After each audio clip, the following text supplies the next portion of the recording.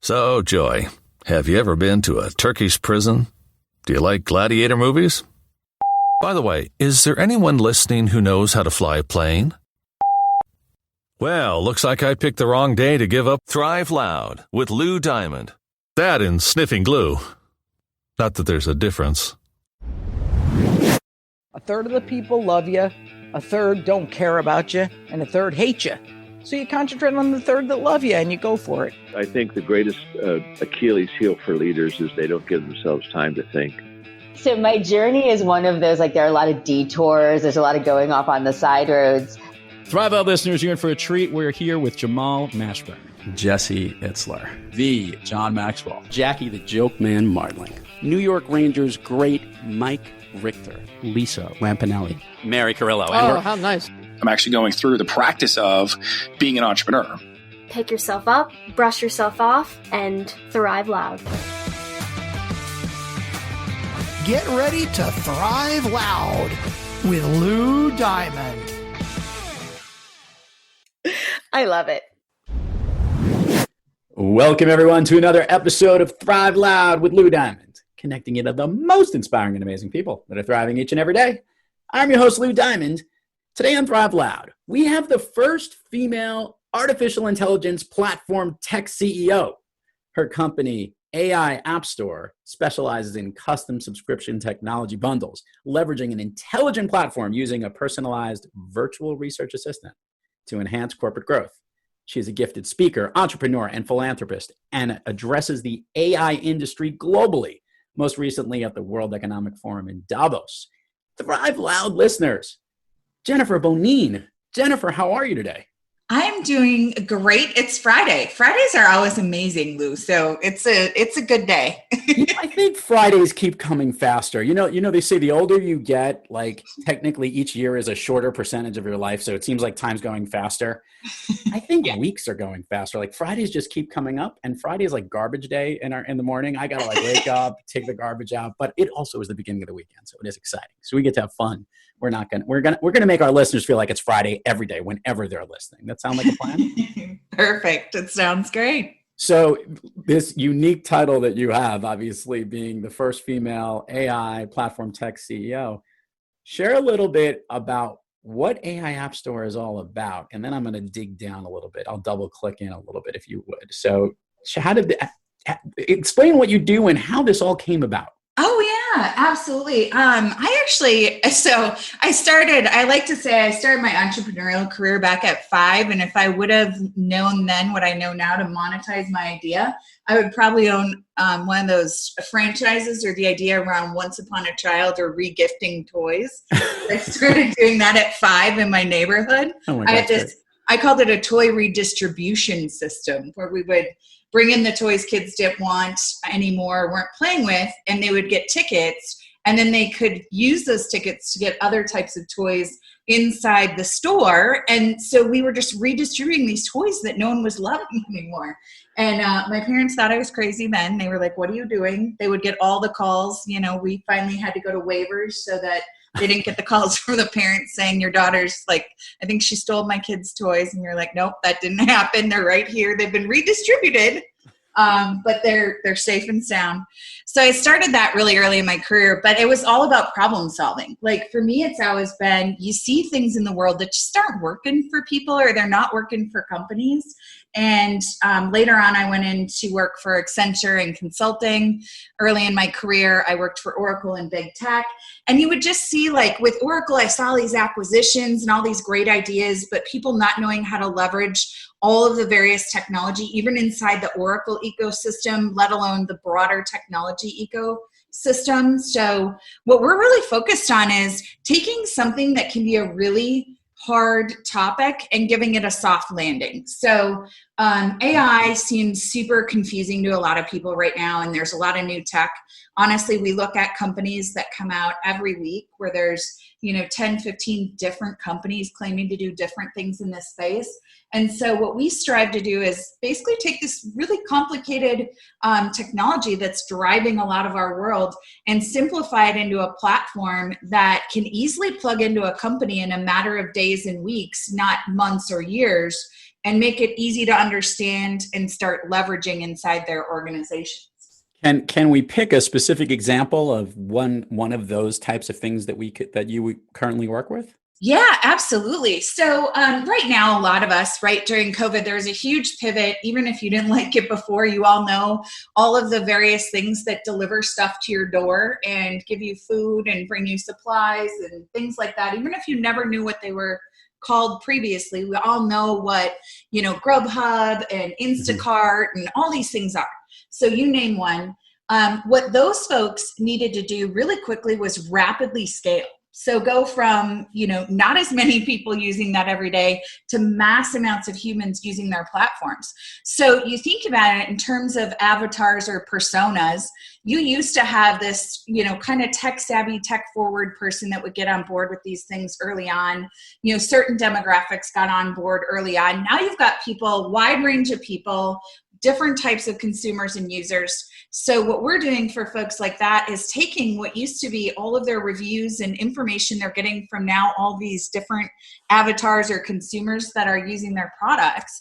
And we're able, using AI, to go across all the platforms, pull that in, get them feedback on an hourly basis so they can see every hour what's happening, as opposed to, I know this is hard to believe, but to scan all that information, get all those reviews, get all that data from all these disparate sources like Facebook, LinkedIn, you name where people put comments, right? Open Table, whatever, wherever you're putting comments, we can grab all of that, connect it all together, and put it into a visualized platform where you basically click on your computer in the morning, you see what people have said about you, what changes you want to make in your approach, if any, and direct your whole technology organization to drive towards that type of change. So those types of things used to take 4 or 5 resources weeks to accumulate. And our virtual research assistants can do it. I call our bots, their virtual research assistants can do it in under an hour for them now. Jennifer, I got to ask this question because this is something that I've observed as it relates to specifically what you just talked about with reviews, that a lot of people that post that stuff tend to be the whiners and complainers, if you would. Very rarely are you getting the people who are always giving rave reviews about something versus those that, want to complain and give their troubles. So how does the system kind of adapt for if all the conversations are negative, that might not be the direction you want to change the entire business, considering it might just be the squeaky wheel.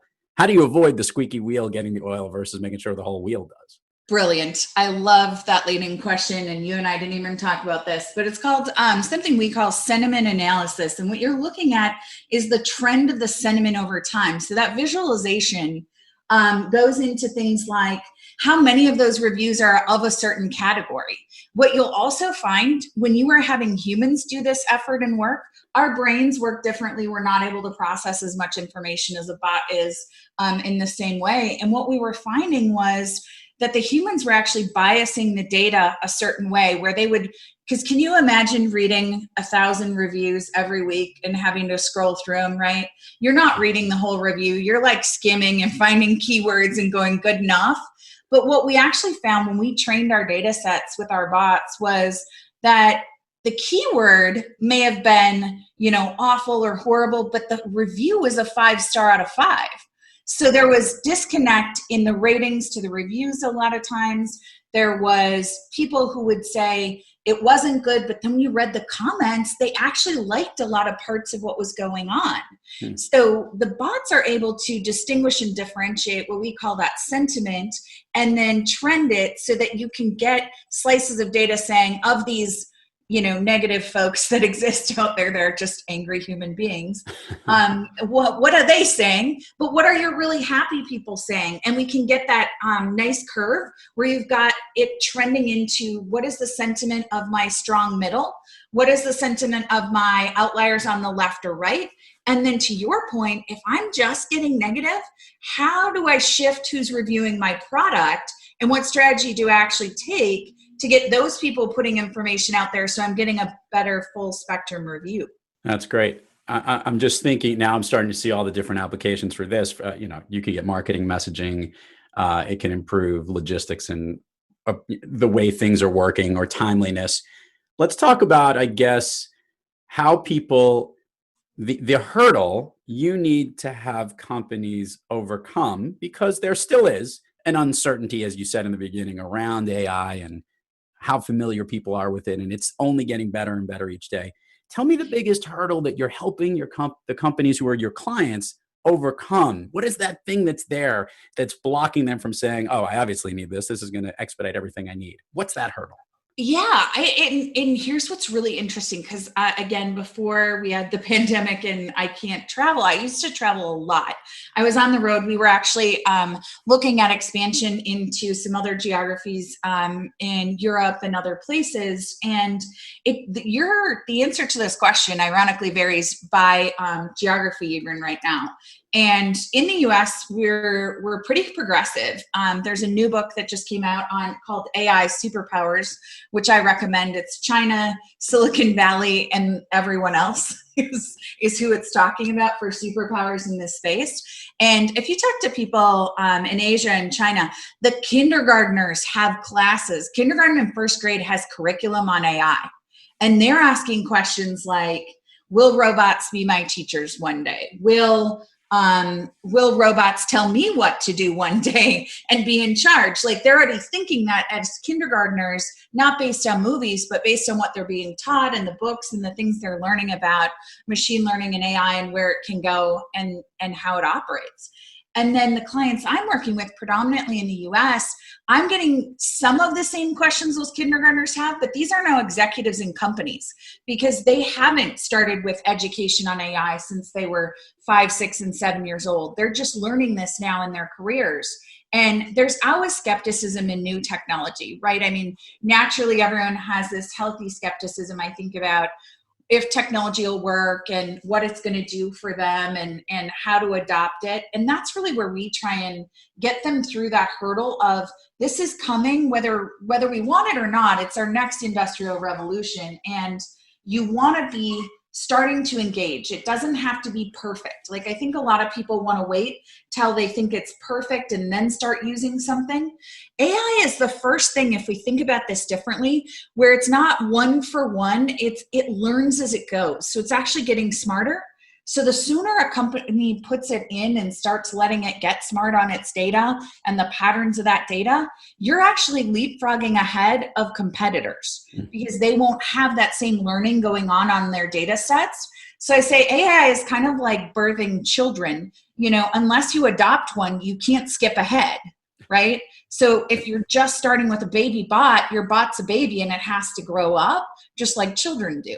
So that's the biggest thing, I think, is wrapping people's heads around. This isn't like other technology advancements we've seen where, I can just decide to do an AI project and 6 months later I caught up to competitor X, Y, or Z sitting next to me. That's not how this stuff works. That's why the companies who have had it longer, and we all know who they are, the big ones, have gotten so far ahead, because they've been looking at these data sets for years and years.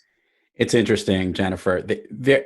Over the last 60 years, and I'm not kidding you, 60 years, there's a technology utopian to dystopian belief. Think of it as simply as 50, 60 years ago, Star Trek, and all of the things that, by the way, have come to light. Obviously, we haven't been beaming people left and right yet, but from communicators to lasers to a bunch of things that obviously were, being able, even the Dick Tracy world of talking on your watch and all this stuff has come to light from a way of making things good. And then obviously there's, as we flirt into the AI world, we'll call it the Terminator syndrome, which is the perfect name, and that AI eventually takes over the world. Okay. Help me as a leader in this field to show how we recognize there are certain jobs that AI replaces.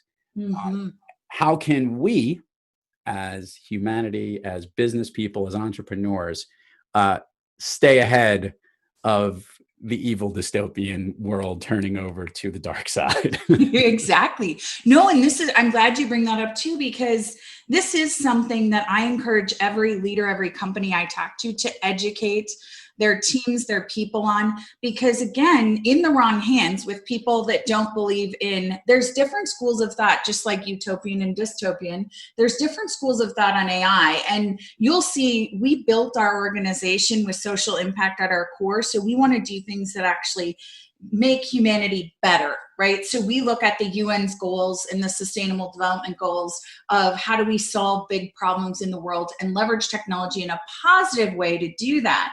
But there's other companies that are truly looking at AI as a replacement function of humans. Like instead of humanizing the AI, where the AI does these heavy lifting, mathematical, large scale problems that our brains don't compute as fast as they do, it's the AI actually taking over and making the decisions, which can get very tricky because AI inherently, as we mentioned, bias, I mentioned a little bit earlier, the data sets can have bias. So all of us, what we should be concerned with right now, bad data in, bad bias out on decision making. Everything from they already are experimenting with judges who rule on cases, using AI to give them a recommended sentence for people. And if those things are based on, just as an example, it's based on your zip code. Did you live in a good zip code or a not good zip code? Like your zip code has a lot of crime, you're automatically going to get dinged. If you're of a certain gender, you're automatically going to get dinged because more of those people tend to commit these types of crimes, right? You can see where I'm going. There's patterns in that data. All of a sudden, the recommended sentence for one person could be dramatically different than what you as a human would do based on seeing all of the other critical elements and aspects of that individualized person and case. So we really fight for humanized AI solutions and people getting educated so that you're not buying technology from companies that don't have a similar philosophy. Because as we've seen, just even with, let's think about our social media, right? We've seen what happens when we give over our data to social media companies thinking it's for one purpose, and it gets repurposed somewhere where we didn't want or intend it to. Those things can happen. So part of the conversation for me with companies is, do you trust your technology provider that you are letting go across your data? And are the right people building the AI today? Do we trust who's building it? That's why, again, back to the Superpowers book, it's important who gets control of this technology, because it will be more impactful than any other tech we've seen to date, than the internet, than other things, because it will drive security cameras, decision-making in courts, surveillance. Or automatic driving cars, deciding whether it's going to drive into a young person or an older person in case exactly. Yeah, or whether they get medication or don't get medication, right? Like exactly. Who gets what? Yeah. So I love doing this. And by the way, learning you where I started out my career at Accenture. You went there at a different point in time. So obviously you've had an Oracle background, a tech background. I'm trying to peel back a little bit about you and this company. I want to know from your perspective as the first female CEO, I guess, in this specific area, how that has been, that experience, what the interaction not only inside your company has been, but maybe even some of the challenges you might have been facing with some of your peers and partners across the industry.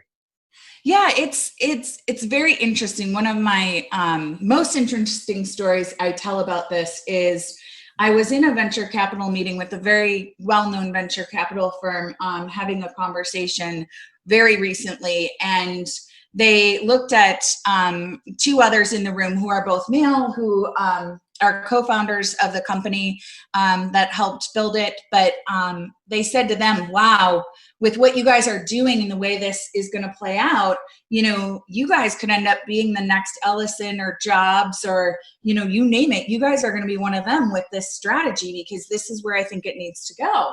And then they looked at me and they said, Jennifer, you're going to be, well, I'm not sure, and that's how people do it, right? Because when you think really historical names in tech, we may have Sheryl Sandberg from Facebook, but she wasn't the original founder, right? And you may have some other people, but they weren't the founders of those companies. They weren't, the Steve Jobses and the Larry Ellisons and the Bill Gateses of those companies.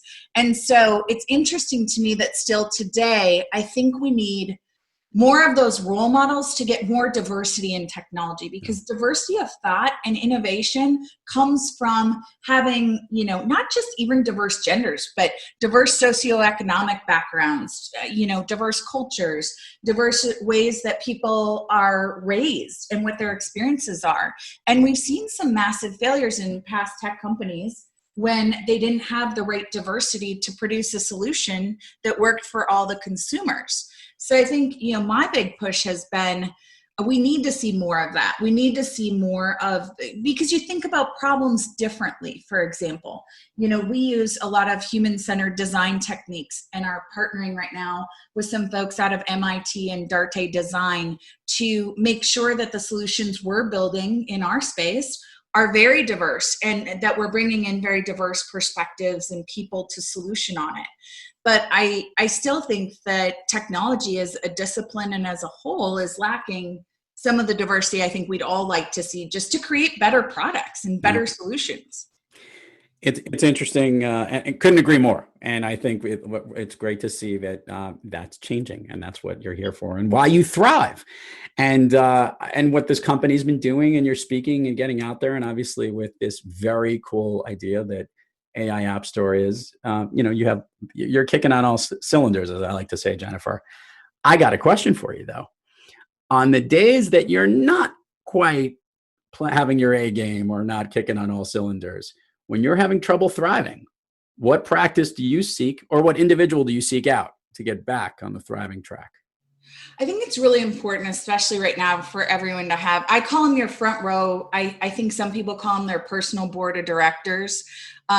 Companies have them and always have, but not always as individuals do we have our own board of directors that we can go to give us that advice or feedback, especially right now. Everyone's going to hit a rough patch, and entrepreneurship in general can be amazing days. And then you have days where it just feels like nothing's hitting.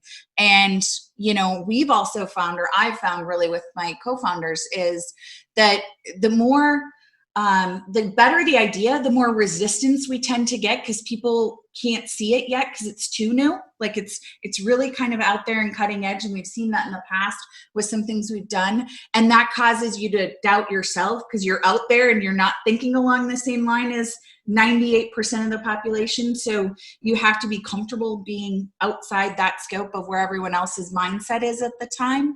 So that personal board of directors has to be a diverse group, I think, of, people that you admire professionally, people that know you personally. I have folks in there that I've known since I was a child, so they can relate to me growing up and who I've become. And they kind of ground you in wherever you are now, who you really were when you were you as a child. And they say we're most ourselves when we think back to our childhood, when we're not, we haven't become adults and are pretending to be other things, when we're just us and we don't know any better than to just be who we are. So I like having those folks in my board of directors. But I also think something for me has always been getting quiet. And, for some people that is running, for some people it's taking walks. For me, it's meditation. I love being able to meditate because I think our brains go so fast, especially people that are very busy, that we don't quiet our minds enough with meditation or some practice, even if it's just being quiet, and not turning your brain on to allow new thoughts in. And for me, that's really critical right now, especially, is to keep that practice of quiet and meditation and allowing those new ideas to come in versus getting just kind of propelled and stuck in one set of thinking. Let's do this, Jennifer. Let's share with the listeners all the places people can find you, websites, social media, URLs, all the fun things you got going on, anything that's on your agenda. They will love to hear it. It will get engagement in the show notes, but it gets more engagement when they hear it directly from you. Awesome. Well, yes. So I have a Jenn Bonine. So it's Jenn, so 2 N's, bonine.com website where you can engage with some of the latest stuff that I'm personally working on and some of my projects in philanthropy that I'm working on. So go there for that. We are launching a new site for the AI Appstore. So you can go to aiappstore.com. That's a good place to go. It's Jennifer Bonine on LinkedIn. I engage a lot there. So if folks want to check that out and then connect, I would love to do that. Is another good place to find us. And I would say those are the good ones right now. We've got some fun stuff coming up. I'm working on some books right now for children to teach them about AI and ML. If they can do it in China and in Asia, I think we should have something here for our kids. So I'm working on that project right now as well. So from my Jenn Bonine website, you'll be able to get a preview of some of the new things coming out there. Jenn, I got 2 quick questions before we go down Fun Street. And that is, what's with the pink crown on the Jenn Bonine website on top of your J? Start with that one. Question 1. Yes. So when we formed the first company that we had, it was called Pink Lion. So when we had Pink Lion, if you actually look at the crown, if on the top, it's actually a lion and then it has a crown on it. So I incorporated that original company that we built as part of the brand. So that's why we put it on there. And they always used to call me the Queen of the Lions, as one of the first females in that space, because we always thought of AI as being very out there, the king of the jungle. So we wanted it to be a lion, but we made it pink because if a pink lion walks up to you, it's less scary than a real one. Totally. And by the way, I now, the second question was the pink lion for the AI Appstore. And now you've just connected the dots. So I like that. Yeah. Pull it all together. And that's all right. what we did. Permission to go down Fun Street with you, Jenn. Yes, absolutely. Let's do it. Okay. So first of all, share with the listeners your all-time favorite movie.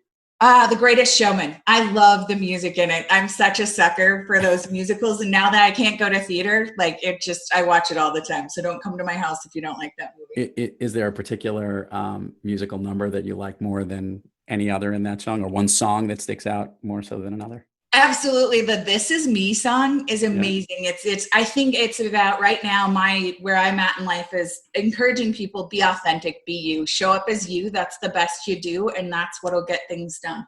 Like it.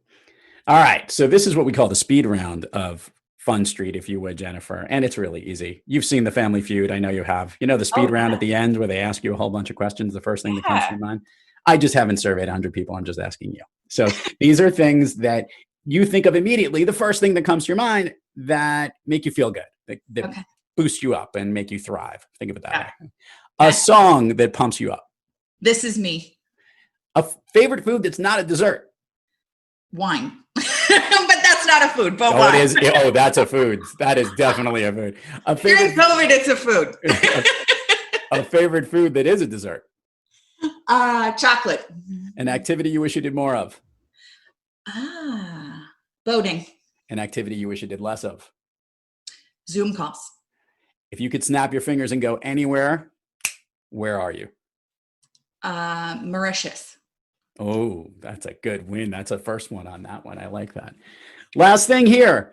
If there was something today that you could expedite and incorporate AI right now, some activity that you do that you wish would be handled by an artificial intelligence because it'd make life easier for you, what would be that number one thing right now today in the world you're in? Grocery shopping. It is true because, but I do like going in and feeling the fruit and the melons and the tomatoes. That's just me. I like doing that. You could still do that. You could save that. You could just have it exclude produce items. There you go. I like how it works. Jennifer Bonine, this has been awesome. Continued success to you, your company, AI Appstore. We will make sure this episode is shared with everyone. But more importantly, I'm hoping that there's some automatic AI app that I could use that will eventually distribute all this stuff for me whenever I want to and know exactly where to send it. Because that's what I'm hoping people like you will help really enable me to do better. So thanks for coming on the program today. Hopefully you had fun. This was awesome. Thanks, Lou. It was great. And to all our listeners out there, thank you for joining us. And until next time, keep driving onward and upward. And remember, be brief, be bright, be bright.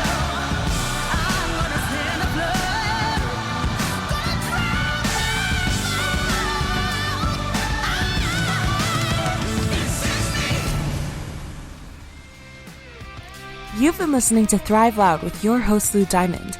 Check us out on the web at thriveloud.com and follow us on Instagram, LinkedIn, Twitter, and Facebook at Thrive Loud. And check us out on the Good Pods app at Thrive Loud, where you can follow, listen, and connect directly to Lou and all of the Thrive Loud episodes. Thanks for listening.